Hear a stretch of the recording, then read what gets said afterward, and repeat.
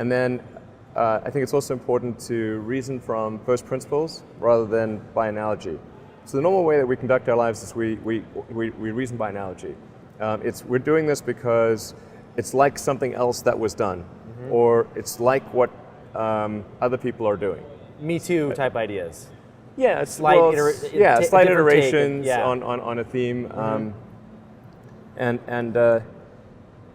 it's because it's kind of mentally easier to reason by analogy rather than from first principles. But by first principles is kind of a physics way of looking at the world, and what that really means is you kind of boil things down to the most fundamental truths, and say, okay, what are we sure is true, or as sure as possible is true, and then reason up from there.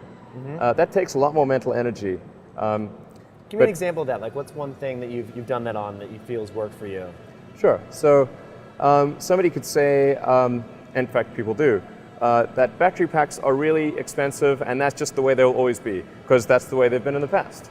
You're like, well, no, that's pretty dumb, because if you applied that reasoning to anything new, then you wouldn't be able to ever get to that new thing. Right.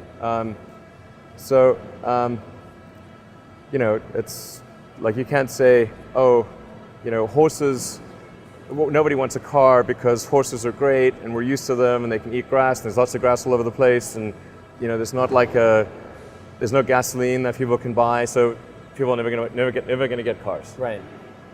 People did say that, and for batteries, they would say, oh, it's going to cost, historically it's cost $600 per kilowatt hour, and so it's not going to be much better than that in the future. And you say, no, okay, well, what are the batteries made of? So first principles would be to say, okay, what are the material constituents of the batteries?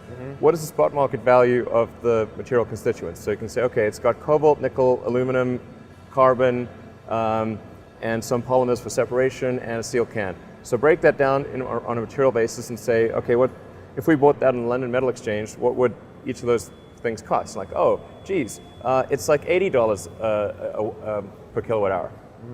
So clearly, you just need to think of clever ways to take those materials and combine them into the shape of a battery cell, and you can have batteries that are much, much cheaper than anyone realizes.